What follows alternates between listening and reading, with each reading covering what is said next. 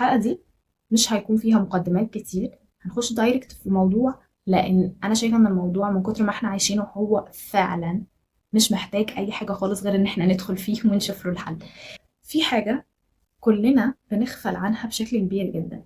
احنا كبنات أكيد عايزين حياتنا تكون مثمرة دايما، دايما نكون ناجحين، بنتعلم أكتر، بنعرف أكتر، وأهم حاجة طبعا إن احنا نكون ناجحين. يعني بنعمل كل ده عشان نكون ناجحين.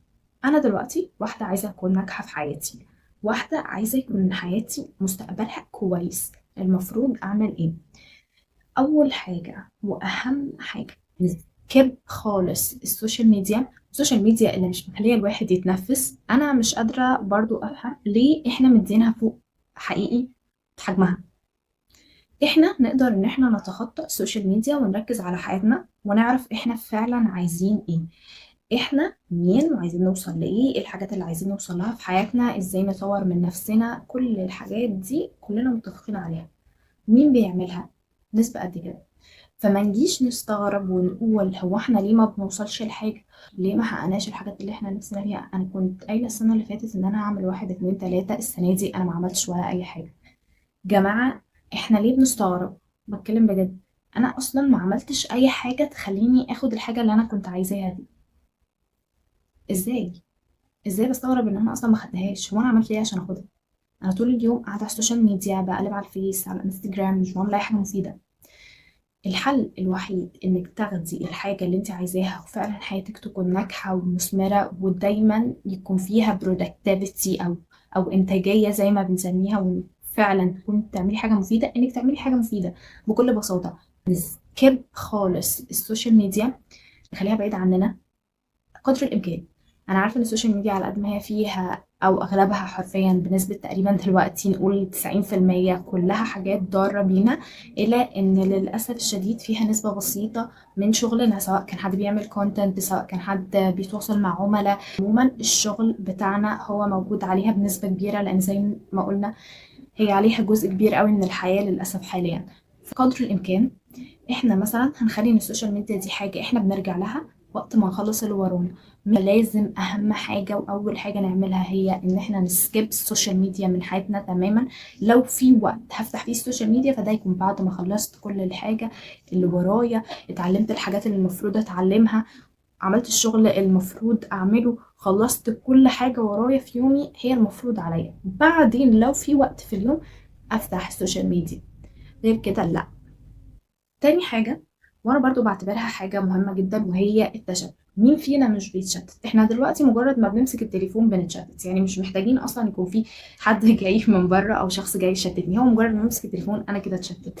لو ما عرفتش اتحكم في وقتي واولوياتي والحاجات اللي ورايا اللي انا فعلا المفروض انجزها، هلاقي دايما ان التشتت ده هو خد مني كل حاجة.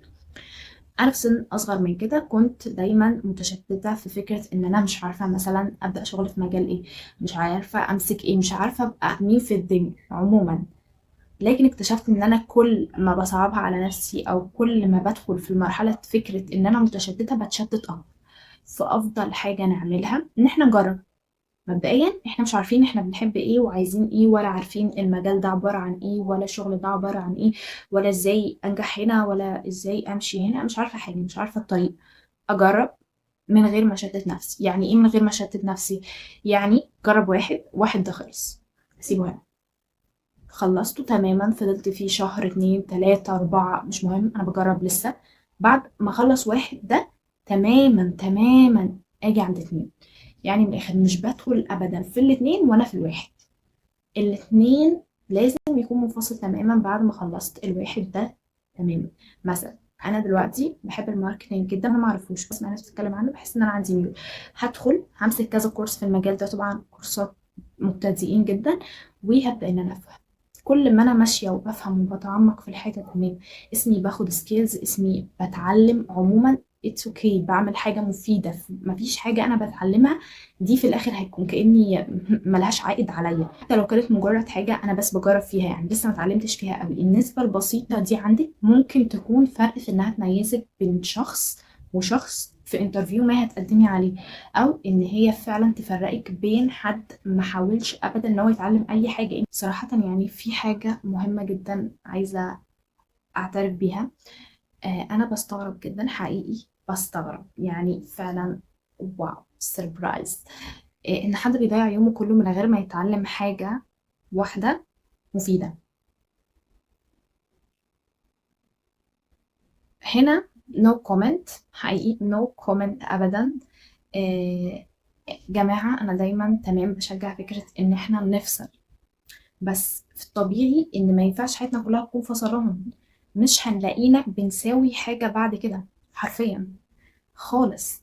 لازم البني آدم ما يكتفيش بمظهره أو بهيئته لو هو عموما كان شخص حلو مثلا، لأن الجمال ده من غير عقل حرفيا هو ملهوش أي، مش لازمة، هو ملهوش أي 30 لازمة.